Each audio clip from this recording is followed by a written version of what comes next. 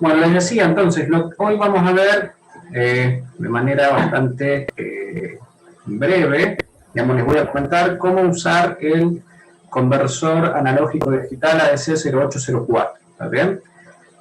Yo sé que con Ezequiel han visto, digamos, han usado ya el conversor del micro. Lo que no le pregunté fue qué micro están usando. ¿Qué micro están usando con Ezequiel? Un Cortex. Un Cortex. Cortex M3 debe ser. Sí. Bien. Cortex M3. Es ¿cuál es la plaquita que están usando? STM32F101 o 113.8, algo así. Es la que se conoce comercialmente como Blue Pill. Sí, la Blue Pill. La Blue Pill, bien. ¿Qué es lo que han hecho con el ADC?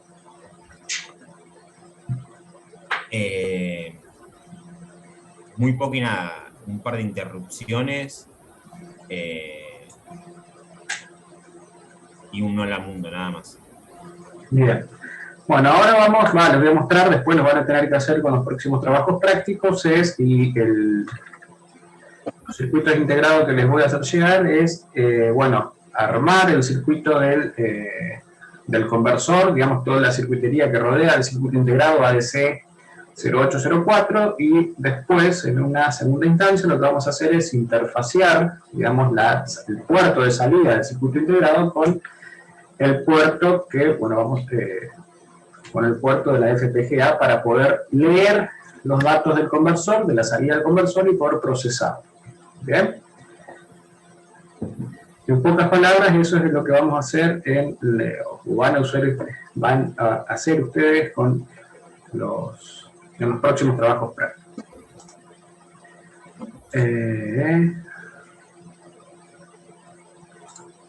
Bien.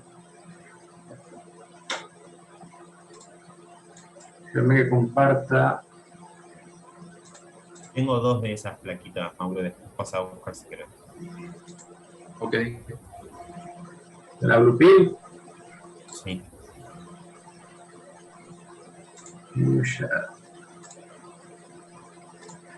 Bien, deberían estar viendo ahí, digamos, una ventana del navegador. Y deberían estar viendo el circuito esquemático del conexionado del conversor, el ADC0804. Lo que están viendo acá es un circuito, digamos, disponible en la hoja de datos del circuito integrado. Y este esquemático, este circuito, básicamente lo que hace o nos sirve, o el fabricante sugiere este circuito para probar el ADC. ¿Está bien? Por la sencillez, digamos, y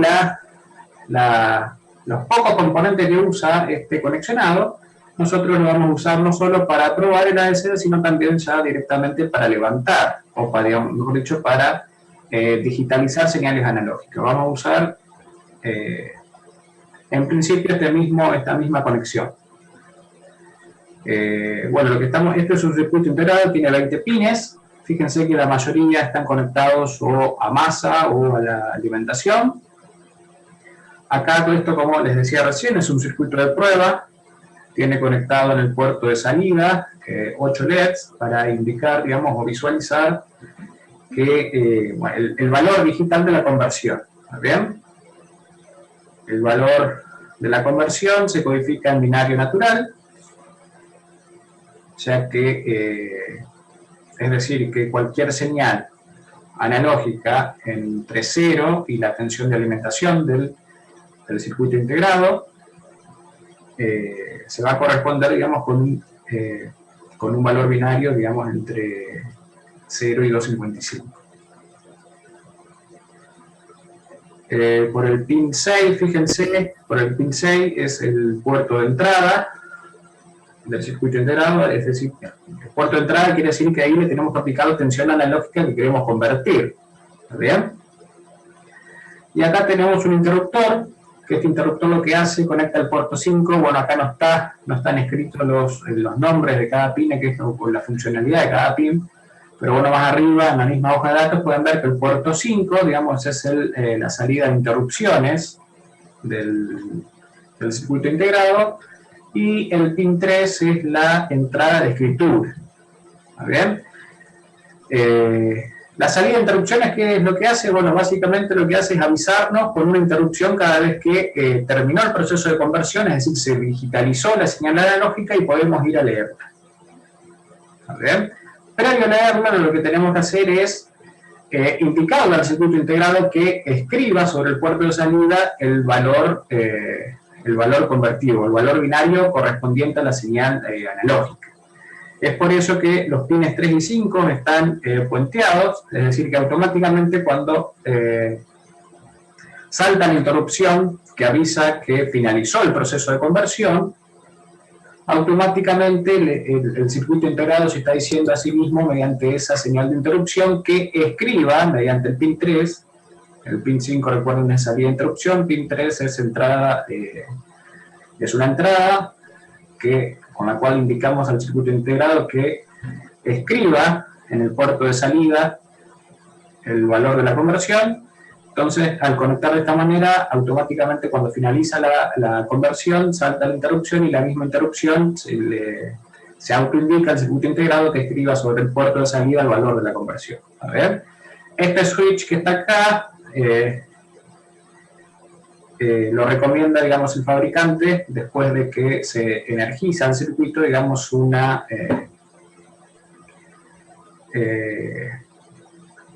indicado, digamos, de manera manual, por única vez, digamos, mediante el interruptor, una señal de escritura para que el circuito arranque. Digamos, no siempre es necesario, esto es más que nada por precaución, pero por lo general, digamos, uno energiza todo esto y el circuito sale andando solo, y en caso de que algo no ande, bueno, podemos probar, digamos, como indicándole por primera vez al circuito integrado que escriba sobre el puerto de salida el valor de la conversión.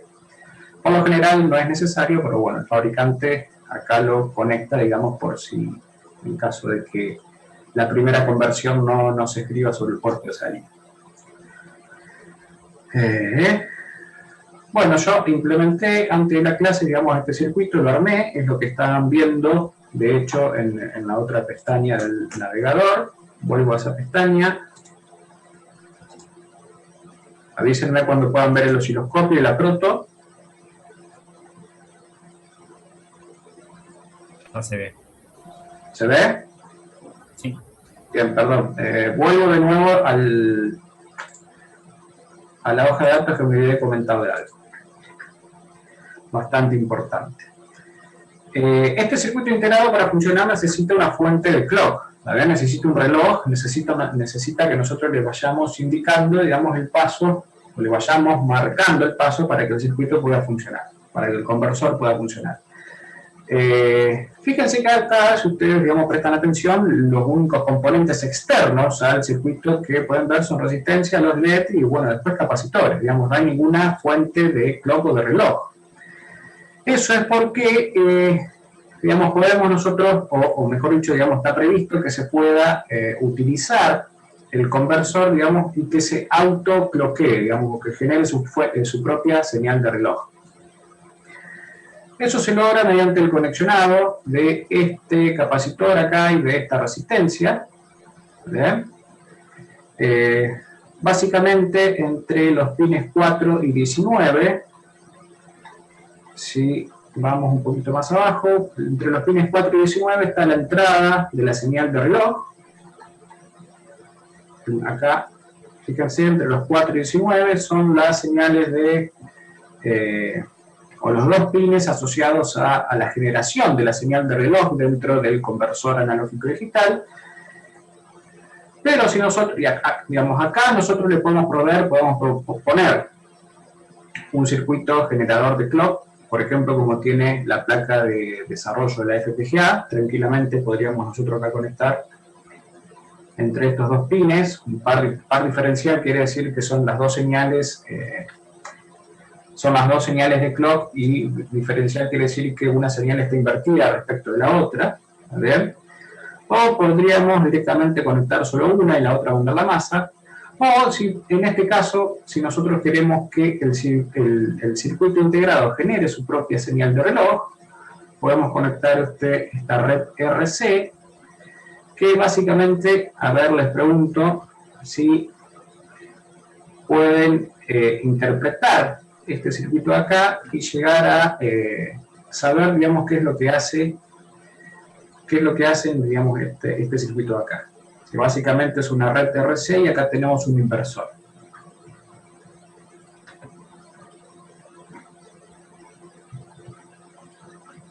Y cuando llega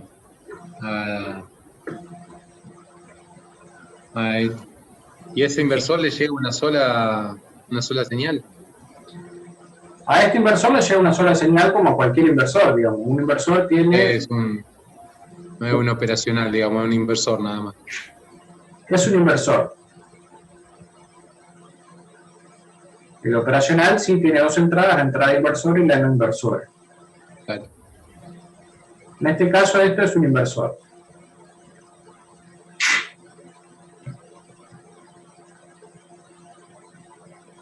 ¿Genera una salida PWM o no?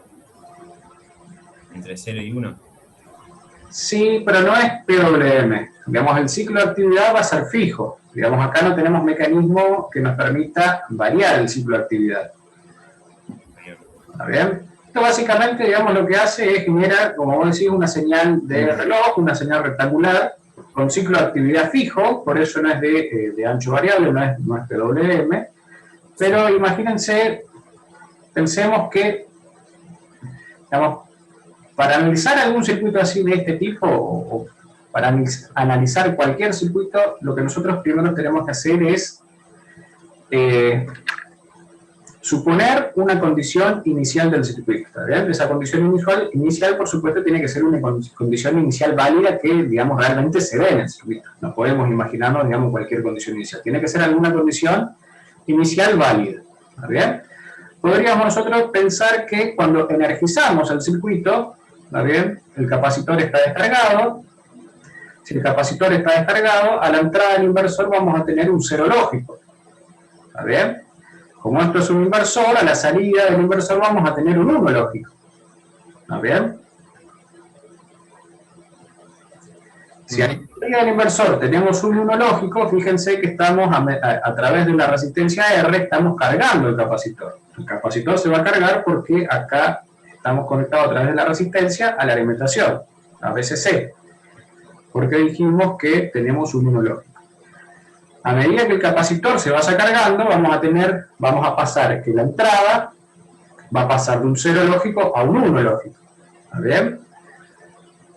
Cuando la entrada pase de 0 a 1, la salida va a pasar de 1 a 0. ¿Está bien? Si la salida ahora pasa a 0, es decir, que la salida está a un nivel de 0 volt o masa, el capacitor que se estaba cargando a través de la resistencia, ahora se va a descargar a través de la resistencia. ¿Está bien? Se va a invertir el flujo de corriente a través de esta resistencia. Cuando el capacitor se descargue por completo, o digamos esté próximo a descargarse por completo, la entrada va a pasar de un 1 lógico a un 0 lógico. ¿Está bien? Y ahí se repite el proceso de carga y descarga del capacitor, que es lo que va fijando el valor a la entrada del inversor, y a la salida del inversor vamos a tener el nivel lógico opuesto o contrario. ¿Está bien? Entonces, básicamente nosotros podemos generar una fuente de reloj para el conversor mediante la conexión de una resistencia y un capacitor. Y en función de los valores de esta resistencia y capacitor, digamos, vamos a poder ajustar, no de manera muy fina, pero bueno, vamos a poder ajustar al fin y al cabo, digamos, la frecuencia del reloj y en definitiva la frecuencia de trabajo del conversor. Cuanto más, bueno, el fabricante, fíjense acá, sugiere que la resistencia sea aproximadamente 10K o 10.000 ohms.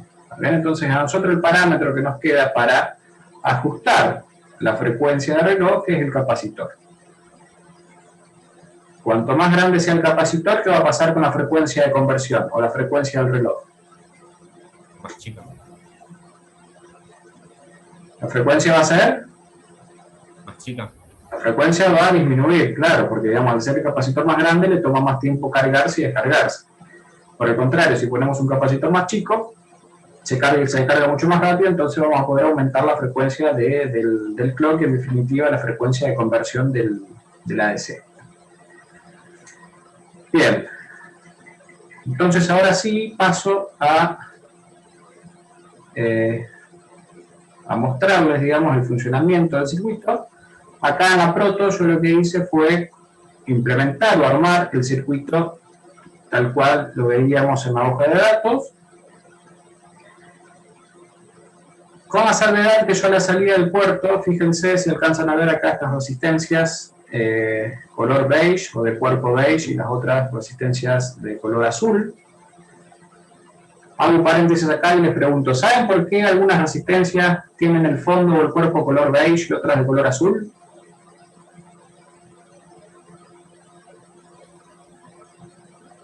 No.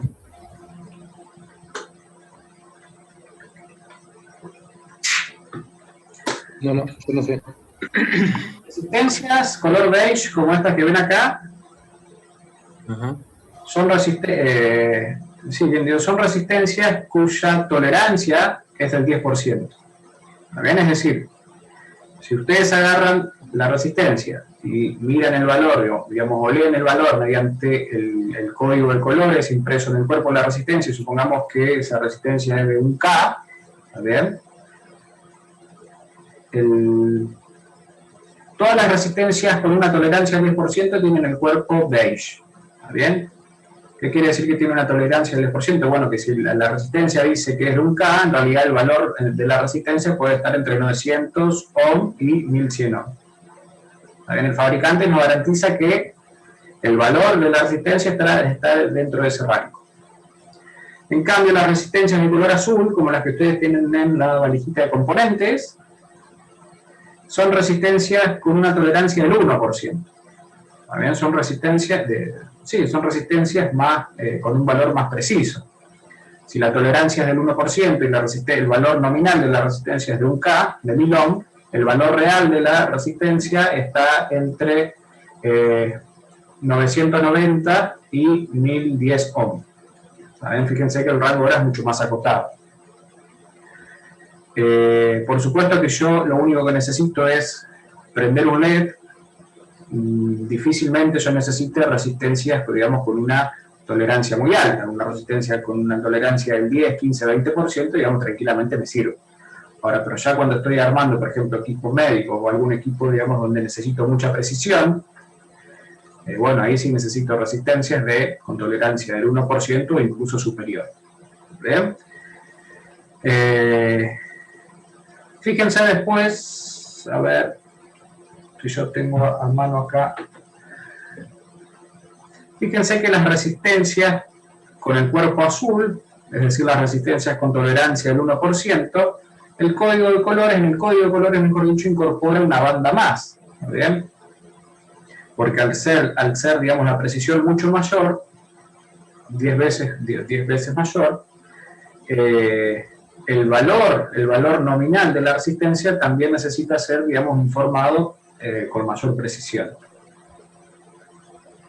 En cambio, las resistencias del 10%, digamos, no tiene sentido que yo te diga esta resistencia es de 1,12K, cuando, digamos, el valor real de la resistencia va a estar entre 900 y 1100 ohm, digamos. ¿Me explico? Sí. Bien, bueno, volvamos acá. En la pantalla del osciloscopio lo que estamos viendo es la señal de interrupción generada por el circuito integrado, por el conversor digital analógico-digital. ¿Ven? Cada vez que esta señal pasa de alto a bajo, nos está indicando que finalizó el proceso de conversión y que hay disponible un nuevo valor, digamos, para ser leído. Como yo acá tengo implementado, les decía, el mismo circuito que estábamos viendo en la hoja de datos, el circuito que sugiere el fabricante para testear o probar el circuito integrado, esta señal está conectada con la señal de escritura del ADC. Es decir, que esta señal, al mismo tiempo que nos avisa que finalizó la conversión y hay un nuevo valor disponible para leer, automáticamente lo está, digamos, ese valor lo está sacando por el puerto de salida, porque se está, como digamos, autoescribiendo el circuito integrado mediante la señal de interrupción. No se alcanza a ver ahí, pero la frecuencia de conversión, a ver si lo acerco, la frecuencia de conversión, fíjense que es de poco más de 7 kHz, 7,5 kHz más o menos. Varía un poquito porque el pulso es muy angosto y la medición no es muy precisa. Tampoco, digamos,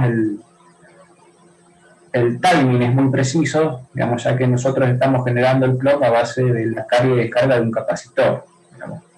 Eso anda muy bien, pero muy bien en el sentido, digamos, que es muy sencillo de armarlo e implementarlo, pero, digamos, la precisión es muy pobre. O bueno, ahí el conversor está trabajando o no está digitalizando más o menos 7.500 muestras por segundo.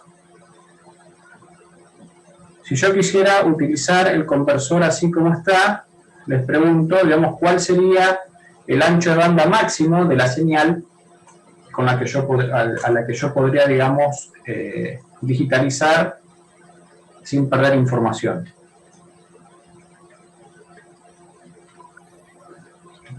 ¿Mitad? 3200. Exactamente, la mitad. La mitad sería, si suponemos 7,5K, digamos 3,75 más o menos. Es decir que el conversor así como están dando, me serviría para digitalizar señales cuya frecuencia máxima no superan los 3,75 kHz. ¿De acuerdo? Y recuerden que esa frecuencia hace frecuencia, digamos, de ahora en más, ustedes lo que tienen que pensar, digamos, cada señal la tienen que pensar, digamos, como la combinación de tonos.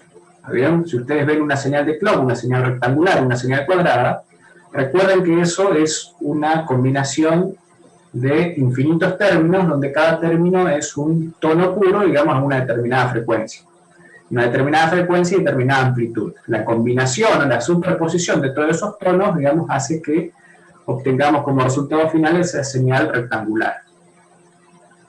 Entonces, si yo tengo una señal, por ejemplo, como en este caso, una señal rectangular, en este caso de 7,5 kHz, esta señal en realidad es la superposición de, en teoría, de infinitos, digamos, señales senoidales y cosenoidales.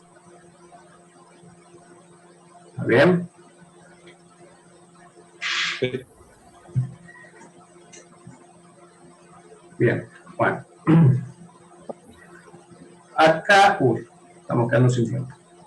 Acá con el potenciómetro, bueno, acá es el pulsador que yo les comentaba, este que sugiere el fabricante, digamos, conectar por si las conversiones no arrancan automáticamente después de energizar el circuito. ¿Está bien? Yo la verdad es que nunca lo tuve que usar, siempre una vez que energizé el circuito, siempre empezó a funcionar sin problemas. Y acá con el potenciómetro lo que estoy simulando, digamos, es, mejor dicho, estoy conectando el pin del medio del potenciómetro, es decir, el cursor del potenciómetro, lo estoy conectando a la entrada del ADC, que es lo que estoy digitalizando en definitiva. Fíjense, acá están puestos los LEDs, bien, rojos y azules, digamos, el color no tiene ningún significado, simplemente los LEDs que tenía a mano, tenían 4 rojos y 4 azules, entonces, bueno, por eso puse rojos y azules, pero el color no tiene ningún significado. Y fíjense que a medida que yo mueva el potenciómetro, debería ir variando o deberían ir prendiéndose en secuencia, digamos, los LED.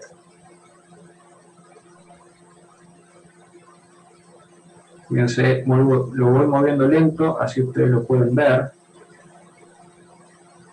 Fíjense que a medida que voy variando el potenciómetro, fíjense, no sé si alcanzan a ver que se van prendiendo, digamos, va siguiendo la cuenta en binario natural.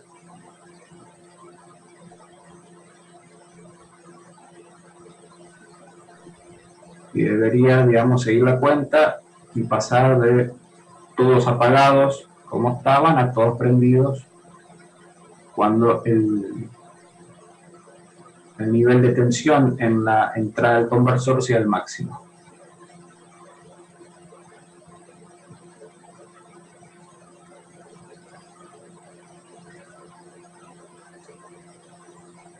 ¿Pueden ver la secuencia o el delay es mucho? Sí, sí. No, se ve. ¿Se ve? Sí. Bien. Bueno, ahí están todos prendidos. Si muevo el potenciómetro, digamos, lo que voy a ver a la salida.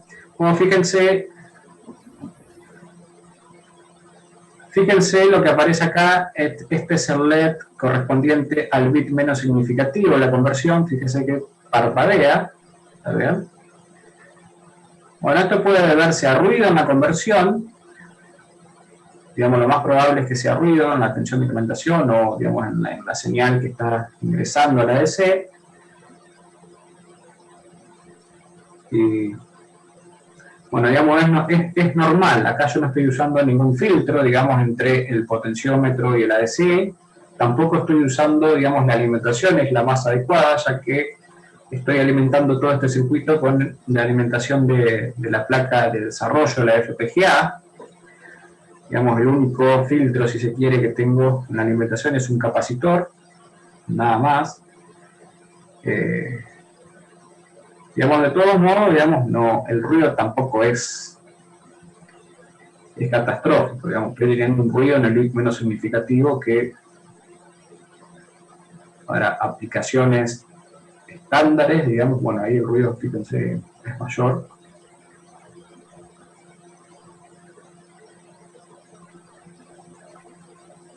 Pero bueno, básicamente, digamos, la conversión funciona bastante bien.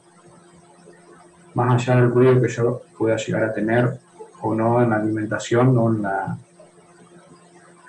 o debido a la falta de filtros entre el potenciómetro y la entrada del conversor. Bien. Bueno, esto lo van a tener que armar. ¿Bien? Cuando le...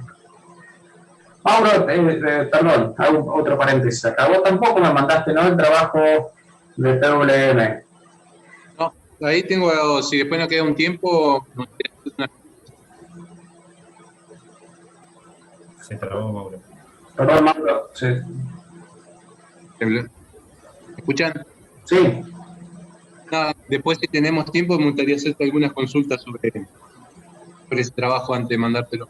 Bueno, sí, no hay problema. Si no, te la escribo, digamos, si llegamos a estar muy sobre la hora, te la escribo y a ver si me podés orientar un poco. Bueno, dale, no hay problema. Bueno, les decía, esto ustedes lo van a tener que implementar para el próximo trabajo práctico. Yo les sugiero que usen esta misma implementación que estábamos viendo acá.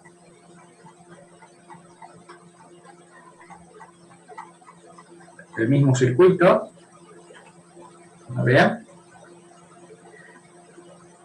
Y bueno.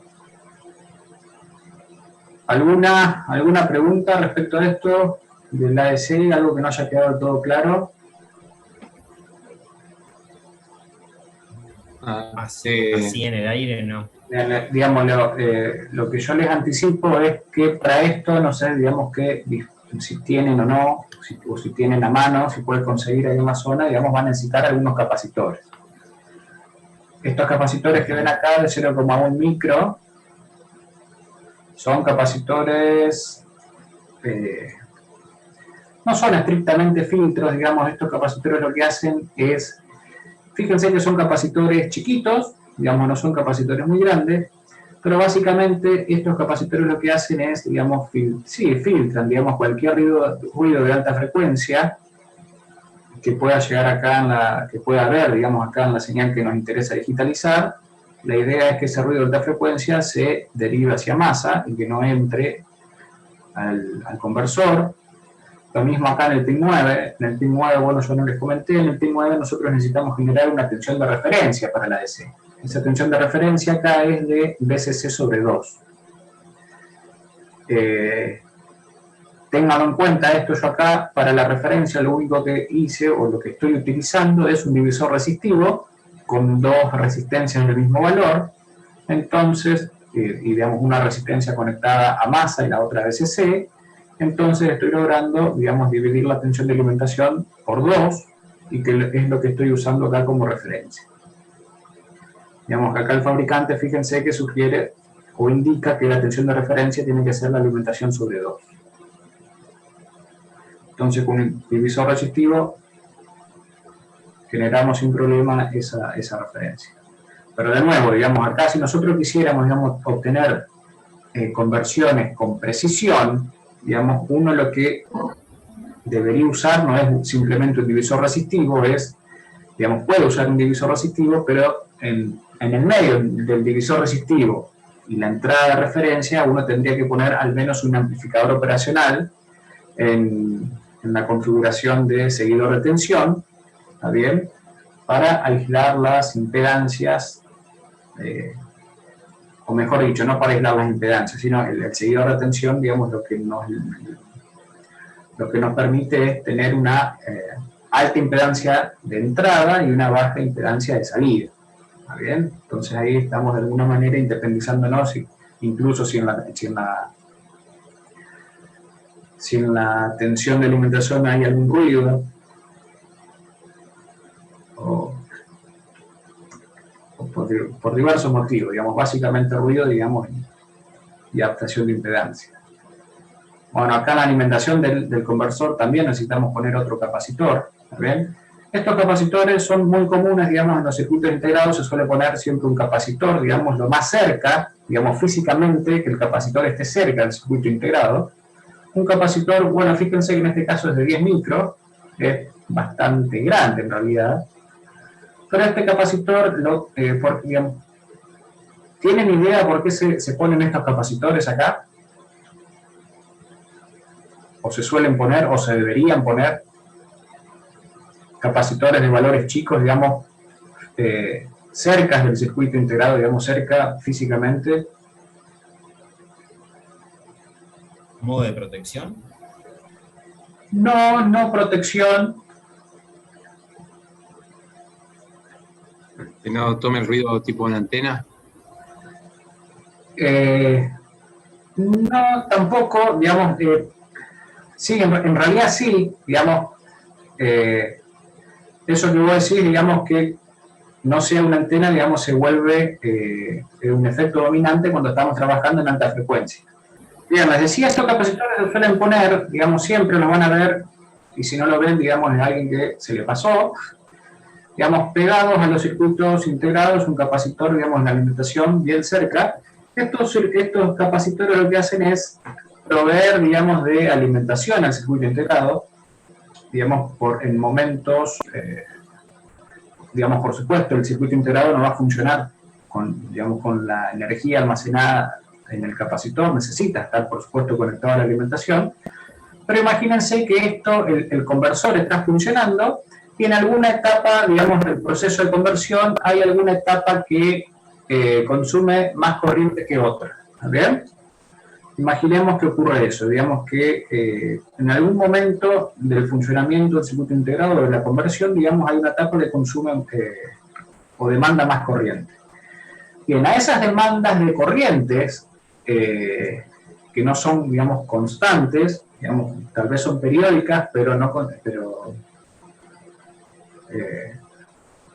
ocurren todo el tiempo, y demandas de mayor corriente por periodos cortos, a esa corriente extra se las provee el capacitor. ¿Está bien? ¿Por qué se las provee el capacitor y no la fuente? Bueno, lo que suele suceder es que la fuente, digamos, está mucho más lejos que el capacitor, la fuente suele estar alejada del circuito integrado, y además tengan en cuenta, digamos, que acá por la pista de cobre, digamos, por más bueno y grueso que sea el cobre, digamos, no deja de ser un metal, digamos, con una cierta resistencia u oposición al paso a la circulación de corriente. Entonces, Estos capacitores siempre es bueno o recomendable ponerlos lo más juntitos posible al circuito integrado. Entonces, si el circuito integrado en algún momento tiene algún pico de consumo, ese pico de consumo se lo provee el capacitor. Después la fuente lo que hace, digamos, cuando llega, digamos, la corriente proveniente de la fuente, ese camino más largo, en comparación con el camino que tiene que recorrer de acá el capacitor, digamos, vuelve a cargar el capacitor y lo deja listo, digamos, para otro posible, digamos, pico de consumo del circuito integrado. Entonces, digamos, estos capacitores que se suelen poner, digamos, pegaditos ahí al circuito integrado, digamos, pegaditos realmente, físicamente, fíjense en cualquier placa, digamos, deberían ver algún capacitor muy cerca de los pines de alimentación del circuito integrado, y son para eso. Para proveer, digamos, para suplir demandas o consumos de corrientes mayores por, digamos, periodos de tiempo muy cortos. Bueno, este capacitor que vimos acá era el de generación de clock, y estos acá sí son de filtros, capacitores de filtros y de estabilización, digamos, filtran y estabilizan en este caso la tensión de referencia que necesita la DC para funcionar, y en este caso, digamos, actúa sobre filtro sobre la señal que queremos digitalizar.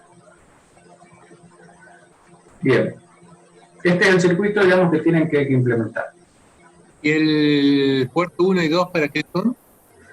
Puerto 1 y 2, no me acuerdo, veamos, más arriba, el detalle, digamos, que hace cada pin.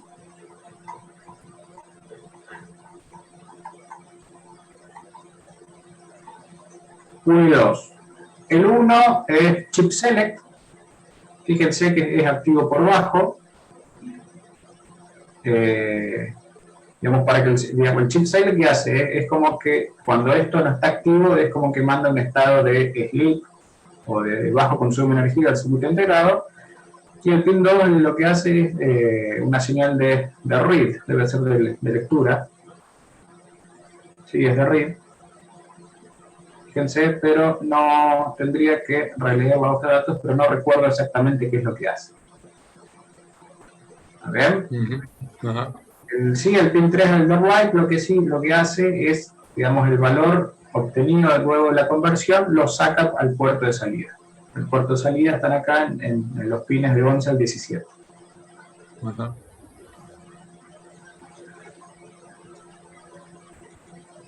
Ok. Bien. Bueno. ¿Alguna otra duda respecto a esto? No, creo que no. Perdón, Mauro, se te escucha entrecortado, no sé si... Ajá. No, digo que por ahora no. Bien. Vamos a ver esto cuando se trate de armar. Bien. Bueno. Bueno, otra cosa que van a tener que implementar en el próximo trabajo práctico es un... déjenme compartir la otra pantalla. ¿Pueden ver la pizarra? Sí. Bien. Otra cosa que van a tener que implementar, vamos a tener que implementar, es un multiplicador. ¿Ven? En la FPGA. Vamos a implementar un multiplicador. Déjenme que revise el machete que tenía por acá. Este circuito lo habíamos visto, creo, el cuatrimestre pasado, pero no lo habíamos usado. Creo que se los había comentado, digamos, muy por arriba. El circuito básico del multiplicador que usaba un sumador completo. No sé si se acuerdan. Esto es un sumador completo, con su entrada de acarreo, con su salida de acarreo, la salida con el resultado de la suma, y acá la entrada de los dos operandos. pero como nosotros lo que queremos ahora es implementar un multiplicador, esto tiene en una de las entradas una compuerta AND, donde viene un bit de uno de los operandos y en la otra el otro bit del otro operando. ¿Se acuerdan más o menos? Bueno, el sumador completo sí se acuerdan porque lo implementaron hace poquito en uno de los trabajos con la FPGA.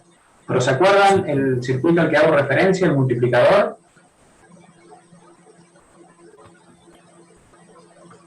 ¿No? No me acuerdo bien. Me acuerdo, digamos, lo vimos con toda la entrada que estabas diciendo, pero no me acuerdo bien. Ya lo explico.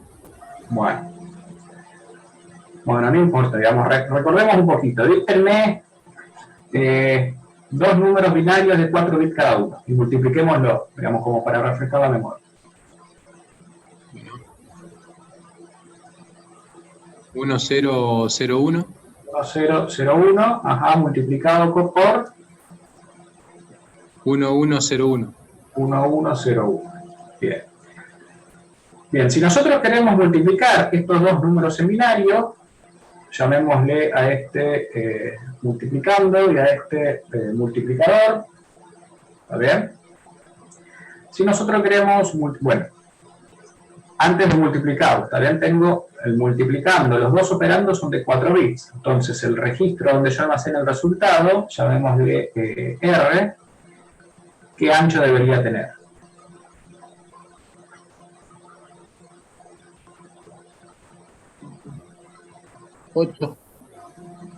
8, perfecto.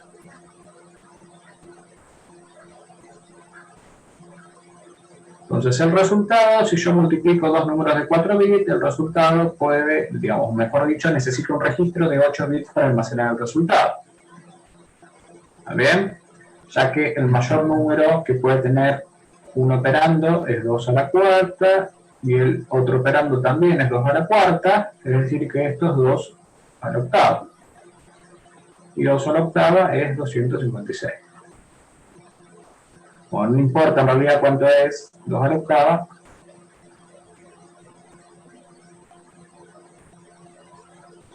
Pero lo que el sí registro tiene que llegar a guardar como máximo 256. Lo que sí sabemos es que ese número tiene 255. Claro. Exactamente, son 256 valores diferentes que van entre 0 y 256. Bien. Entonces, yo quiero multiplicar esos dos números. Una de las opciones es utilizar ese circuito, digamos, combinacional, que habíamos visto el cuatrimestre pasado. Y si no, otra opción es, digamos, ahora que ya disponemos de herramientas un poquito más complejas y que nos permiten hacer otra cosa, es utilizar un algoritmo que nos permite implementar la multiplicación de una forma un poquito más sencilla, ¿está bien? Sin tanta circuitería. ¿Bien? El algoritmo de multiplicación es súper sencillo, digamos, si yo les comento, digamos, o les recuerdo cómo multiplicar estos dos números en binario, ustedes seguramente se les van a ocurrir un par de formas de digamos, cómo podrían llegar a implementarlo en la FPGA. Bien. Lo que tenemos que hacer es, partimos del primer bit del multiplicador, ¿está bien? Si el primer bit del multiplicador, digamos, comenzando de derecha a izquierda, ¿no? Si el primer bit es un 1, lo que hago es copio los bits del primer operando del multiplicante. En este caso es 1, o sea que los copio. 1, 0, 0, 1. ¿Está bien? Como es la primera operación que hacemos, no hacemos nada más. Simplemente los copio porque el primer bit es un 1 y es la primera operación. ¿Está bien? Listo, paso ahora al segundo bit del multiplicador y es un 0. Si es un 0, lo que hago es multiplico todos los bits del multiplicando por 0, por supuesto esto me va a dar 0, y los pongo abajo del primer resultado que obtuve. Que el primer resultado en realidad lo único que hicimos fue copiar los bits del multiplicando porque el bit del multiplicador es un 1. En este caso copio esos 4 ceros, no los copié, digamos. Lo que hice fue multiplicando por 0. Y sumo todo esto. Ah, bueno, acá como no tengo nada, agrego un 0. Esto me da 1, 0, 0, 1, 0. ¿Bien? Ahora paso al tercer bit del multiplicador. Es un 1. ¿Qué es lo que hago?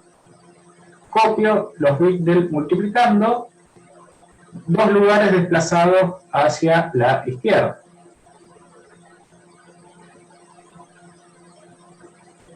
Y sumo estas dos cosas. Acá pongo 0. 1, 0, 1, 1, 0, 1. ¿Está bien? Y paso al cuarto bit del multiplicando. Es un 1. Entonces, ¿qué hago? Copio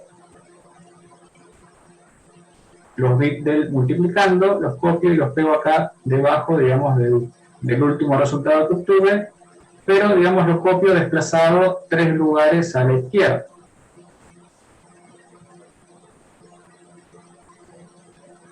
Y ahora sumo todo esto.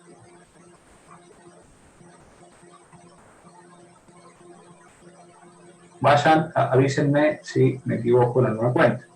Y esto es lo que obtenemos como resultado. ¿Alguien chequeó que esto esté bien?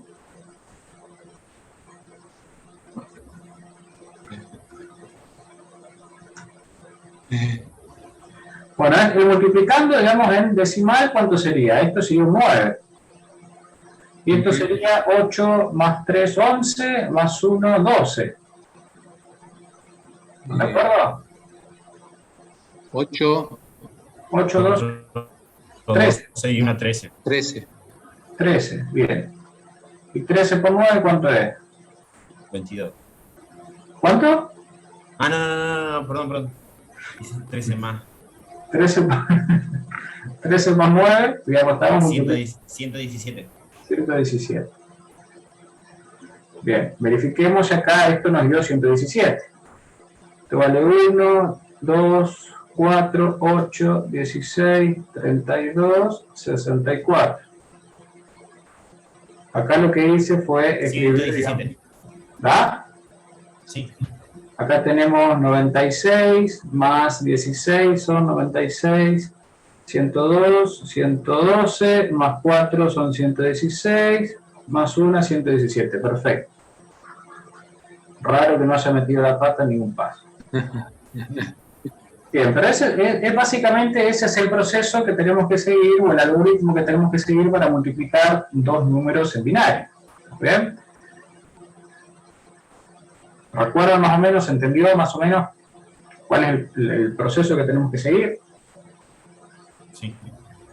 Digamos, si nosotros queremos escribir o queremos armar un pseudo algoritmo de esto, lo que podríamos escribir es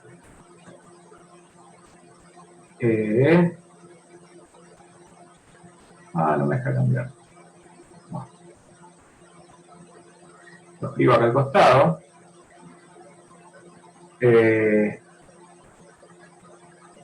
Podríamos escribir algo de este tipo, ¿no? Esto es un pseudo algoritmo.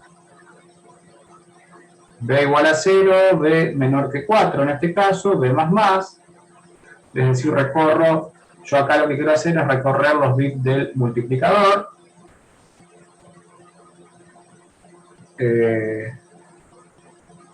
Digamos, si el bit del multiplicador en la posición B es igual a 1, lo que hago es al registro R y asigno el valor que ya tiene R, le sumo los bits del multiplicando desplazado B bits a la izquierda. ¿Está bien? Básicamente es eso lo que tendríamos que hacer. Bueno, antes de esto, ¿no? Tendría que inicializar un registro R de 8 bits, todos en 0. ¿Se entiende más o menos? ¿Cómo implementaríamos un multiplicador? Sí. Esto, por supuesto, es un pseudoalgoritmo. Recuerden que estas estructuras, estas estructuras de control, por ejemplo, como el for, nosotros no las podemos sintetizar en la FPGA. Las podemos usar para el diseño de test bench, pero no para la síntesis de circuitos. Es decir, no podemos implementar o diseñar circuitos utilizando estas estructuras de control. Pero bueno, digamos, para tratar de entender más o menos cuál es el algoritmo que tendríamos que implementar para multiplicar dos números, este esquema acá creo que nos sirve. Fíjense que es bastante sencillo, digamos, en función del valor del bit del multiplicando, o agrego todos ceros desplazado tantos bits a la izquierda, o simplemente copio los bits del multiplicando. No es mucho más que eso. ¿De acuerdo? Ujú. Bien. Bueno, ¿por qué, digamos, por qué vamos a necesitar un multiplicador? ¿O por qué quiero que implementen un multiplicador en la FPGA? Bueno, en realidad no es meramente un capricho, digamos, todo esto lo vamos a, lo mismo que hacer andar el conversor analógico digital, esto lo vamos a utilizar para hacer un procesamiento, si bien sencillo, digamos, vamos a procesar una señal con la FPGA. ¿Qué es lo que vamos a hacer? Bien. Vamos a implementar en la FPGA, digamos, lo que nosotros queremos, para qué necesitamos el AEC y para qué necesitamos implementar un multiplicador en la FPGA. Bien. Para implementar o para poder implementar un filtro pasabajos en la FPGA. Bien, ustedes han visto en señales, y yo acá les he comentado, por ejemplo, que cualquier señal nosotros la podemos analizar, digamos, mediante su transformada, mejor dicho, podemos hacer un análisis en frecuencia de la señal mediante la transformada de Fourier, es decir, dejamos de ver a la señal en el dominio temporal y pasamos, nos cambiamos de anteojos, dejamos de ver en el tiempo y pasamos a ver en frecuencia. Lo que nosotros vamos a hacer es implementar un filtro digital en la FPGA, un filtro pasabajo, que nos permita filtrar alguna señal que nosotros digitalicemos previamente con el AEC. Básicamente lo que nosotros vamos a hacer es implementar la versión digital de este filtro. ¿Bien? Acá tenemos BIN, acá tenemos BO, esto es un R, una resistencia, y esto es un capacitor. ¿Les resulta familiar esta configuración, este circuito de acá?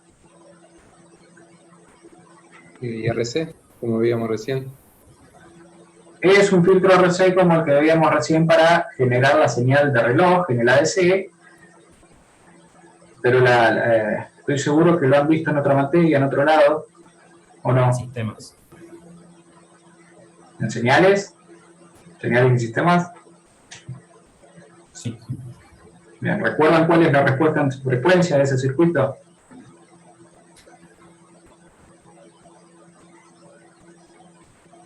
Se me mezclan. Pero E a la menos. ¿Es así? E a la menos. A por T. E a la menos A por T. ¿Y qué es A? La constante. No me acuerdo, estoy tirando fruta. Bien. ¿Se acuerdan más o menos de transformada de Laplace? Sí. Bien, si yo quiero, digamos, encontrar la función de transferencia de este circuito utilizando transformada de Laplace, ¿qué es lo que tendría que hacer? Vayan dictándome. Y R es una constante, así que queda como R más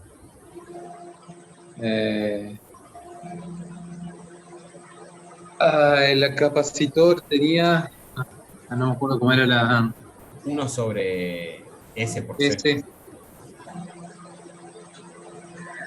Bien, sí, más o menos se acuerdan, sí tiene una idea. S por R y 1 sobre S. Bien. Sí. Sí. O van a tener que repasar para el final de señales, porque me dijo Jonah que estaba preparando un final. Se me mezclan todas las materias. Bien, esto no deja de ser un divisor, digamos, nosotros acá hemos usado un montón de divisores resistivos, ¿está bien? Acá esto no deja de ser un divisor de tensión, ¿está bien?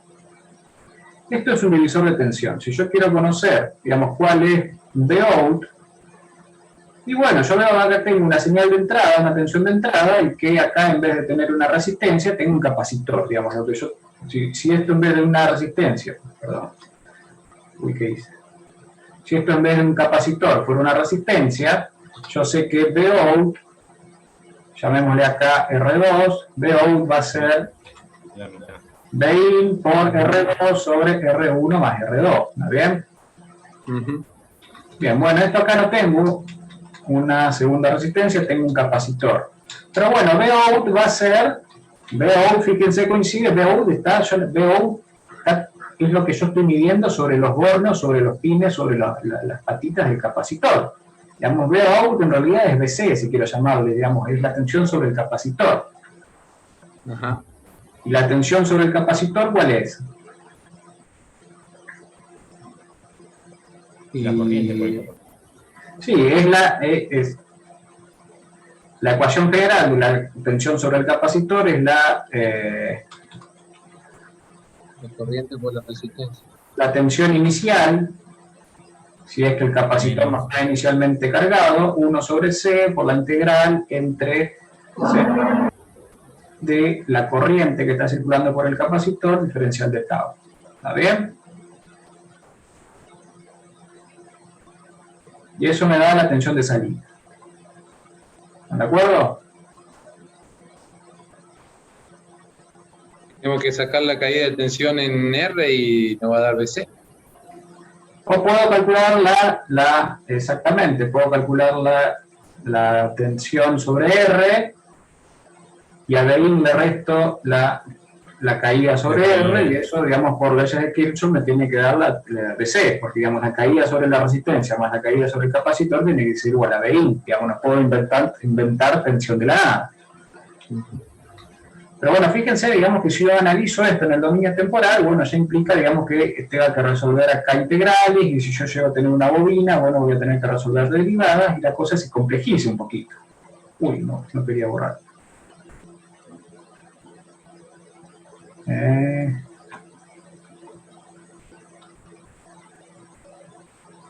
Déjenme que acomode la pantalla. Lo tengo recién instalado, esto está andando bastante mal. Ahí está. Ahora no me deja escribir. Pero, che.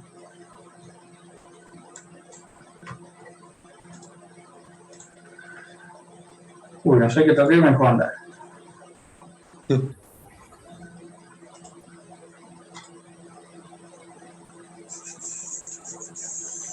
Full screen, no.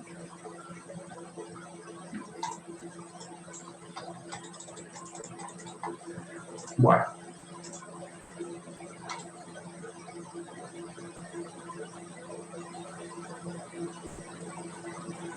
Hello.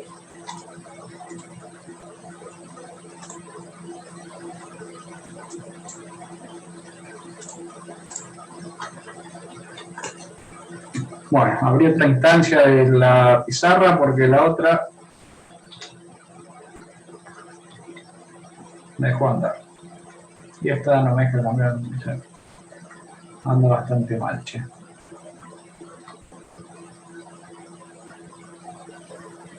Bueno, y perdí el circuito que tenemos.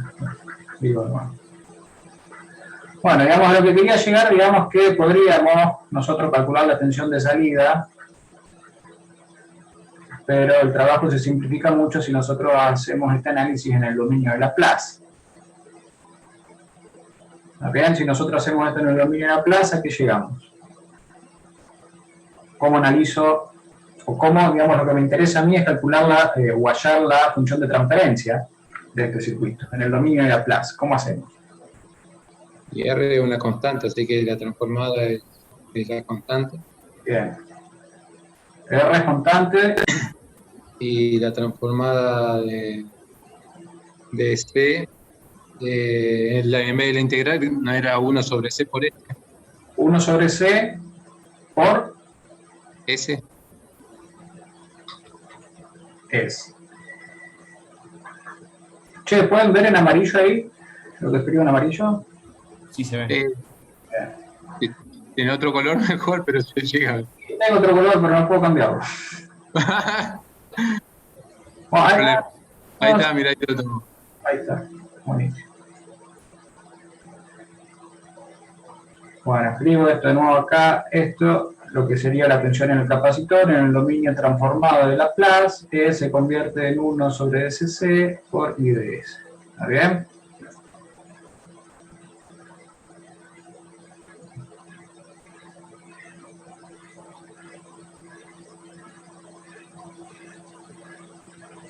¿Escuchan? ¿Sí? Sí. Bien, ¿cómo hallamos entonces la función de transferencia de este circuito? Nos queda R.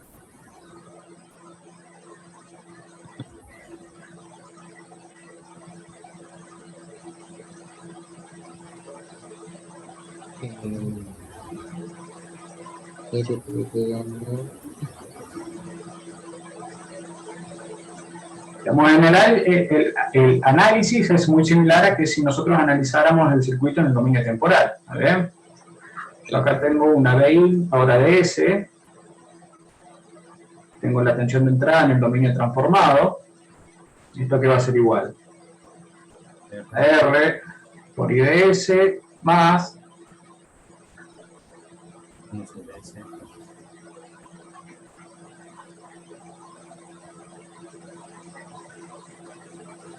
¿Está bien?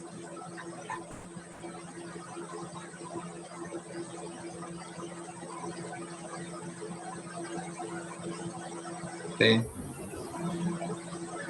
Pero I sobre SC habíamos dicho que es la tensión sobre el capacitor. Sí. Es decir, que esto lo puedo escribir como R por I de S más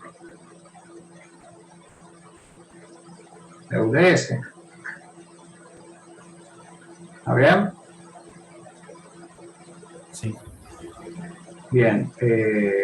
A ver qué me conviene hacer acá.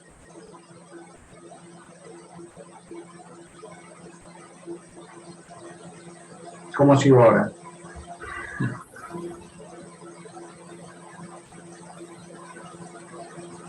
Recuerden que nosotros lo que queremos hallar es HDS, la función de transferencia, que es la tensión de salida dividido la tensión de entrada. ¿Está bien?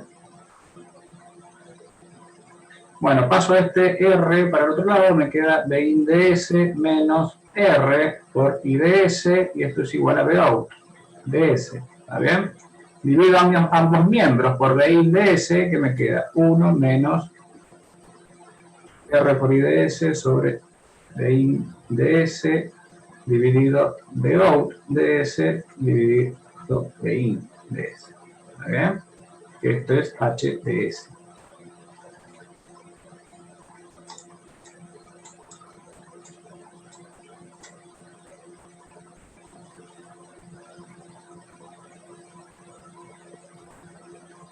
Escribo esto un poquito más claro acá.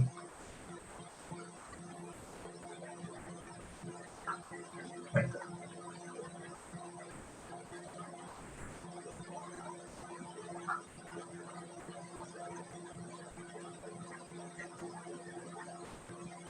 ¿Se ve o no? Sí.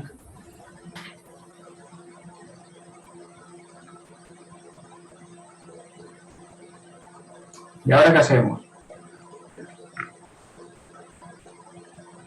Y ahora tenemos que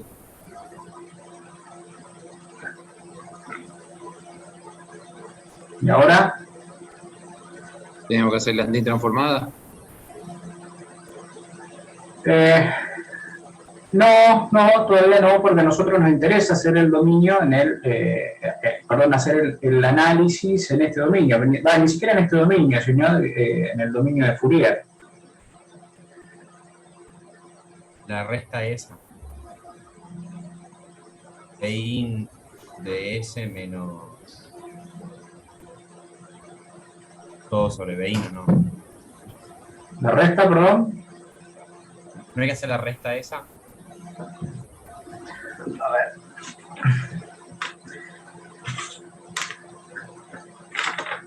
A ver qué nos conviene hacer. Acá tengo todo el Bein, claro.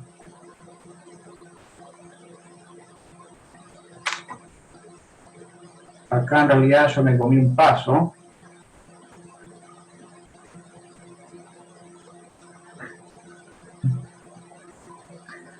Bein es I por R más I sobre SC. ¿Está bien? Acá lo que nos convenía era sacar factor común I.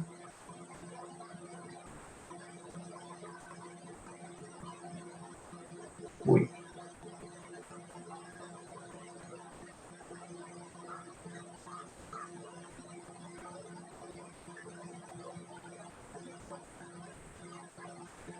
Vamos, factor común I. No, uy.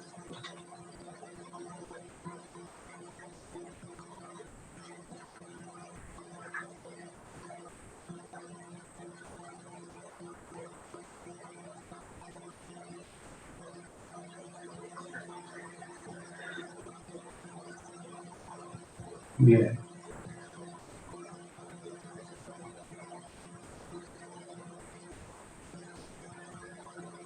Entonces, I de S, saco acá como un denominador. ¿Cómo nos queda? SCR más 1, todo dividido sobre SC. ¿Está bien? Sí. Entonces, I de S, este SC, fíjense, lo escribo acá para que quede más claro. 1 sobre SC y acá me queda 1 más SCR. ¿Está bien? Y recuerden que habíamos dicho que I de S sobre SC aquí era igual A B out. a B out de S. Entonces acá ahora sí, si nosotros pasamos, dividimos ambos miembros por B in de S, ¿qué nos queda?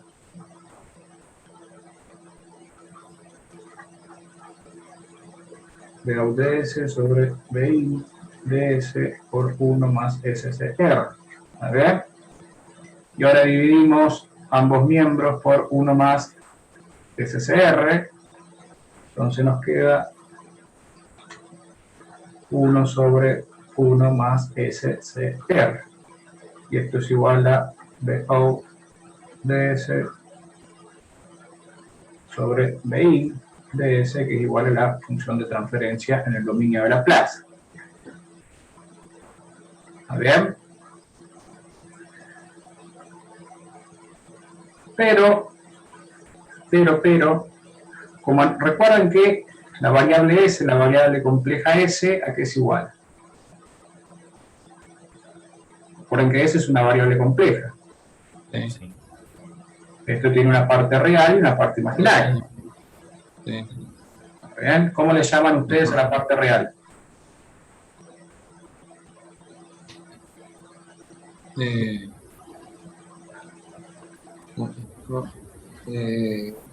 Sigma. Sigma por omega I, o omega J. Sigma más omega, perdón, omega J. Bien. La variable S, la variable compleja S, sigma más J omega, donde sigma es la parte real, y J omega, bueno, por supuesto, es la parte imaginaria, donde J es la unidad imaginaria. A ver. Esto nos permite, digamos, analizar una señal en el dominio de Laplace, donde esto incluye todo el plano complejo, donde en el eje horizontal tenemos la parte real y en el eje imaginario, en el eje, vertical, tenemos la parte imaginaria. Cuando nosotros queremos hacer análisis en frecuencia, ya sea de señales o de sistemas, lo que nosotros, de todo el plano complejo, la única parte que tenemos que mirar es lo que pasa sobre el eje imaginario. ¿Está bien? Entonces, si nosotros vamos a mirar o nos vamos a parar sobre el eje imaginario, ¿cuánto vale la parte real sobre el eje imaginario? Sobre el eje imaginario, 0. Sobre el eje imaginario vale 0. Entonces, el análisis en frecuencia de este circuito, como nosotros, recuerden, como estamos analizando frecuencia, y todo lo que pasa en frecuencia pasa sobre el eje imaginario del plano complejo, y por el momento, o ahora solo nos interesa ver eso, el análisis o la respuesta en frecuencia del circuito, nos vamos a concentrar solo en el eje imaginario. Entonces ahora, en vez de trabajar solo con la variable compleja S, nos vamos a olvidar momentáneamente de la parte real, entonces S pasa a ser directamente J omega. Entonces, la respuesta en frecuencia de este circuito es 1 sobre 1 más J omega C por R. ¿Está bien? Sí. Con esto, digamos, lo habrán visto con mucho más detalle en señales, pero bueno, yo no quería que, digamos, siempre me gusta hacer una pequeña introducción del tema. Entonces, este circuito, el circuito RC que teníamos acá arriba, esta configuración, tiene esta respuesta en frecuencia, donde omega, ¿a qué es igual omega?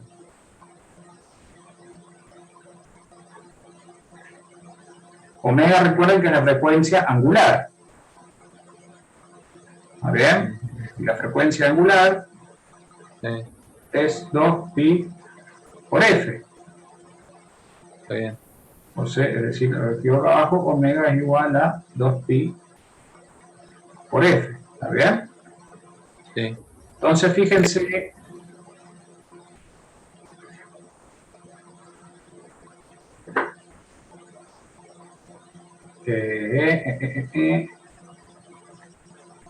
¿dónde está?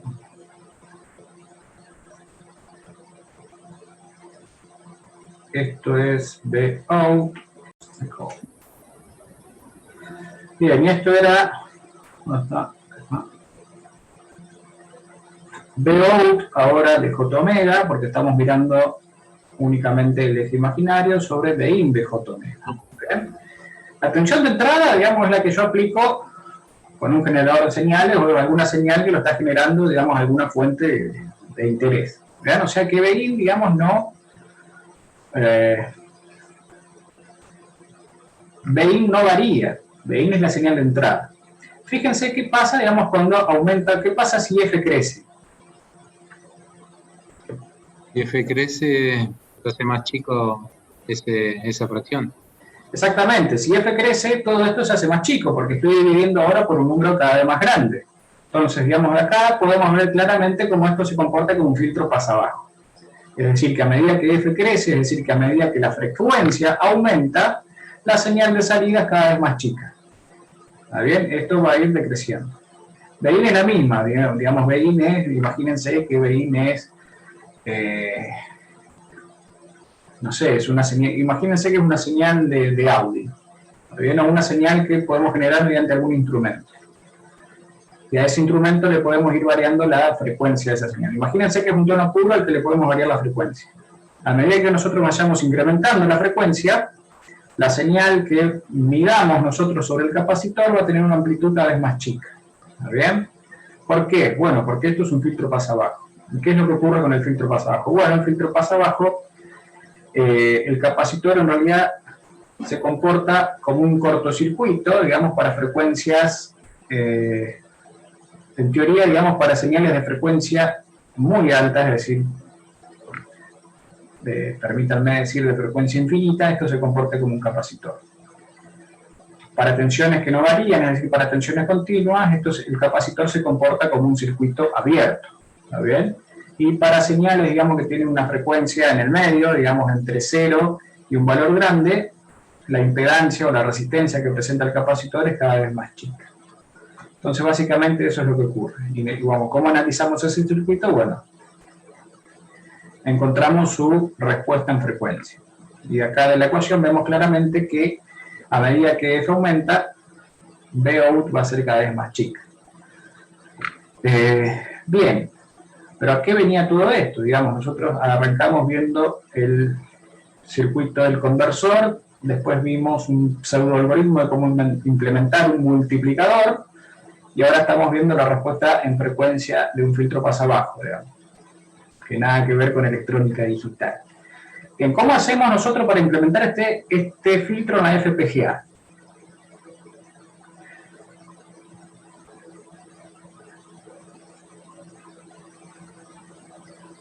¿Qué se les ocurre?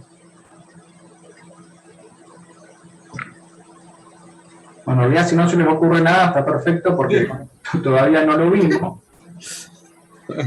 Digamos, pero esta es la respuesta en frecuencia de este circuito, es la respuesta en frecuencia en un dominio de tiempo continuo. ¿Está bien? Está bien que estamos en el dominio transformado, en el dominio de Fourier. Analizamos mediante Laplace, después de todo el plano complejo, estamos mirando ahora únicamente el eje imaginario. ¿Está bien? Pero ese imaginario sigue siendo un eje de frecuencias continua. ¿Está bien? Nosotros en la FPGA estamos trabajando en el dominio digital. Necesitamos primero, con el ADC lo que vamos a hacer es discretizar o digitalizar la señal que queremos filtrar. Pero también tenemos que encontrar la versión discretizada o digitalizada de este filtro. Que este filtro, digamos, trabaja en frecuencias continuas. Necesitamos encontrar, o necesitamos un método que nos permita transformar esta respuesta de frecuencias continuas, permítanme el término, necesitamos encontrar un equivalente de tiempo discreto, que nos permita implementar o llevar esto, digamos, a una implementación práctica en un circuito digital. Bien, hay varias formas de digitalizar o discretizar esta respuesta en frecuencia, ¿está bien? Y yo ya estuve consultando y sé también que han visto transformada Z. ¿Está bien? Hay un método para pasar directamente de la transformada de Fourier a la transformada Z. Digamos, ustedes pueden diseñar filtros directamente en el dominio Z, en el dominio de la transformada Z, o existen métodos que les permiten ir de un dominio al otro, es decir, de Fourier a transformada Z. Todo lo que ustedes tengan escrito como una ecuación o en transformada Z, lo pueden implementar de manera digital. ¿Está bien? Entonces, una forma o uno de los métodos para implementar este filtro de frecuencias continuas llevado a frecuencias o a un dominio discretizado digital es aplicar lo que se conoce como transformación bilineal. ¿Está bien? La transformación bilineal consiste en reemplazar en la función de transferencia en el dominio de la frecuencia, en cada parte donde aparezca J omega, lo vamos a reemplazar por 2 sobre TS. Fíjense, TS es la frecuencia, perdón, la frecuencia no, es el periodo de muestreo, ¿está bien? Por Z menos 1 dividido Z más 1. En este caso, nuestra función de transferencia es bastante sencilla. Aparece J omega solo una vez. Y para que esta función de transferencia en el dominio de la frecuencia pase a ser ahora una función de transferencia en el dominio Z.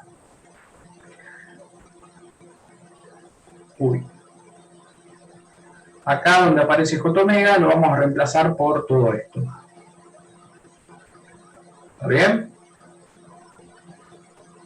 Voy a ir un poco rápido, así no terminamos tan tarde. Acá donde aparece J omega lo reemplazo por 2 sobre TS por Z menos 1 dividido Z más 1 por C por R. ¿Está bien? Y ahora digamos un poquito de trabajo algebraico para simplificar esta ecuación, que queda algo un poco más sencillo, más legible. ¿Qué podemos hacer acá? Bueno, acá el denominador es TS por Z más 1. TS por... Avísenme si meto la pata en algún lado. Nos queda TS por Z más 1 dividido TS por Z más 1. A ese 1 lo convertí en este cociente, fíjense que eso sigue valiendo 1, más 2 sobre TS por Z menos 1 sobre Z más 1 por CR. ¿Está bien? Ahora puedo tener como un denominador, acá abajo, con ese común denominador, paso todo eso para arriba, que me queda TS por Z más 1, más 2 veces Z menos 1 por C por R. ¿Vamos hasta ahí? ¿Vamos bien? Sí. Bien, ahora hago distributiva donde pueda. Arriba me queda Z por TS más TS. Abajo me va a quedar Z por TS más TS más Z por 2 menos, perdón, Z por 2 veces CR menos 2C por R. ¿Está bien? Y ahora todo lo que tenga Z lo junto. S más 2R. Z por TS más TS. Abajo nos queda Z, saco factor común Z, me queda TS más 2 veces C por R. Y todo lo demás que, bueno, todo lo demás es número. Más TS menos 2C por R. Digamos, TS tiene un valor, es el inverso de la frecuencia a la que estoy muestreando. C es el valor del capacitor y R es el valor de la resistencia. En definitiva no son más que números. Ahora saco factor común en el numerador y en el denominador Z para poder expresar la función de transferencia como una función de Z a la menos 1. Saco factor común Z y acá me va a quedar TS más Z a la menos 1 por TS. Hago lo mismo abajo, en el denominador, saco factor común Z, que me va a quedar TS más 2C por R, más Z a la menos 1 por TS menos 2 veces C por R. Vamos hasta ahí. Avísenme si meto la pata. Simplifico la Z, y fíjense que ahora la función de transferencia me queda con una función de Z a la menos 1. Entonces esto es TS más Z a la menos 1 por TS, y abajo me queda Z a la menos 1 por TS menos 2C por R más TS más 2C por R. ¿Está bien? Y esta es la función de transferencia que estamos buscando. El Z a la menos 1 no va en el segundo término. Ah, está bien, son los dos iguales, no dije nada. Sí, puede ser que haya metido, no son exactamente iguales, porque hay una diferencia en el signo. ¿Está bien? Está bien. Bien. Y recuerden que h de z, digamos esta h de z a la menos 1 ahora, no es otra cosa más que el cociente entre quién y quién. Y X. Veo como función de z a la menos 1. Por lo general, los argumentos, digamos, de las funciones de salida y entrada se suelen omitir, dividido Bin sobre z a la menos 1, como función de z a la menos 1. ¿Está bien?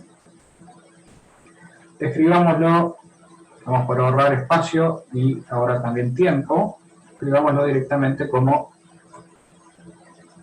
Bout sobre Bin. ¿Está bien? Ok. Nos queda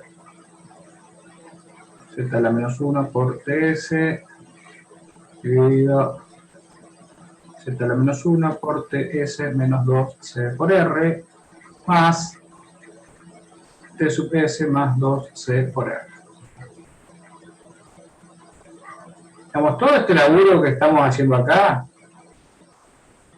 digamos, hay gente que ya ha hecho este laburo y otro mucho más complejo y largo, y ustedes, por ejemplo, en Python lo que usan es un comando. Pero si nosotros ahora lo queremos implementar en la FPGA, tenemos que implementar el multiplicador, tenemos que encontrar las funciones de transferencia, y bueno, se vuelve un poquito más complejo. Ahora, esto lo paso, permítanme la expresión, lo paso multiplicando para el otro lado y esto también lo paso multiplicando para el otro lado. ¿Está bien? Sí. Queda Vout por, y ya directamente hago distributiva, me ahorro un paso. Vout por Z a la menos 1 por TS menos 2C por R más Vout por TS más 2C por R, y del otro lado me queda Bin por TS más Bin por Z a la menos 1 por TS. ¿Está bien? Y ahora lo que yo quiero hacer es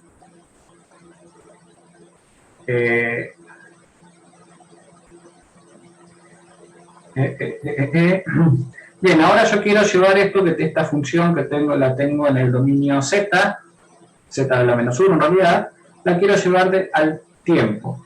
La quiero, digamos, antitransformar. Pero como estoy en Z, no voy a pasar al tiempo continuo, sino voy a pasar a tiempo discreto. Si yo antitransformo esto, ¿qué es lo que obtengo? ¿Se acuerdan? ¿Se acuerdan? X sub n más 1. ¿Cómo? X sub n menos 1 sería.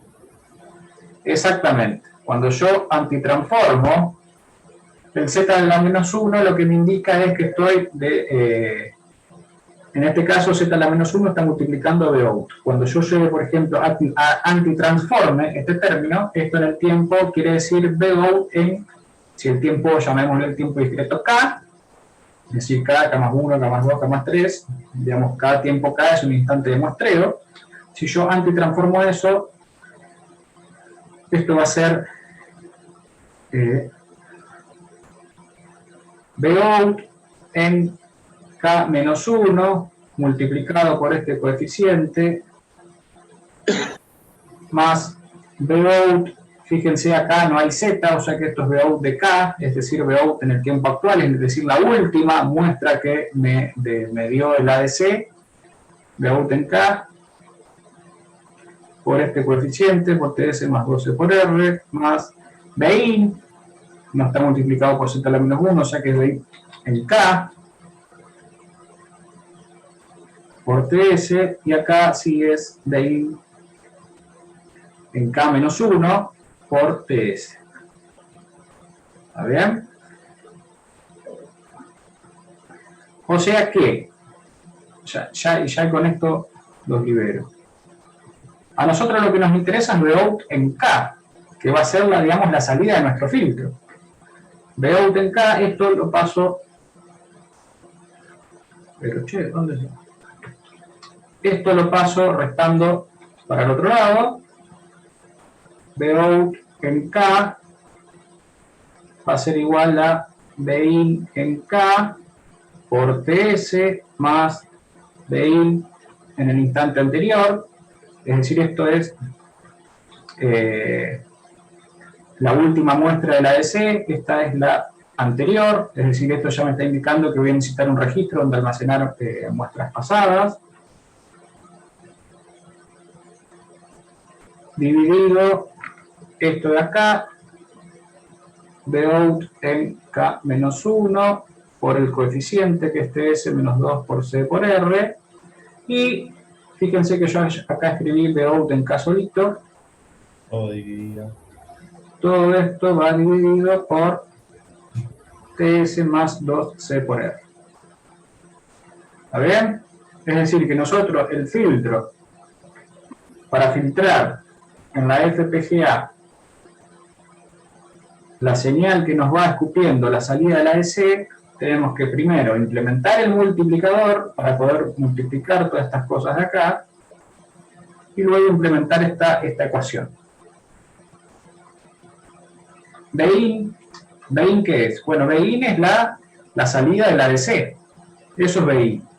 Y Bout, lo que a nosotros nos interesa, Bout en K, es la salida de nuestro filtro, pero fíjense que en la ecuación, digamos, en la ecuación de salida del filtro también están involucradas las salidas anteriores del filtro. Es decir, en el próximo instante de muestreo, yo esto me lo tengo que guardar, porque en el próximo instante de muestreo esto va a pasar a ser Bout en K-1. ¿Está bien? Y fíjense que acá necesitamos Bout en K-1 porque está involucrada en la ecuación del filtro.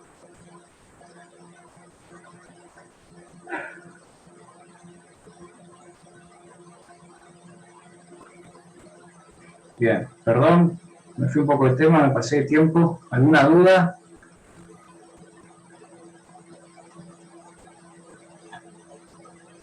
No, después... Sí, es un universo entero todo esto.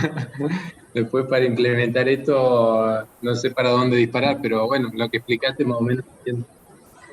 Digamos, esto porque yo no quería, digamos, darles la ecuación de transferencia del filtro, digamos así como salida por arte de magia. Quería hacer toda la discusión de dónde sale, digamos. Está bien. Básicamente lo que nosotros vamos a hacer es implementar de forma digital este filtro pasa abajo.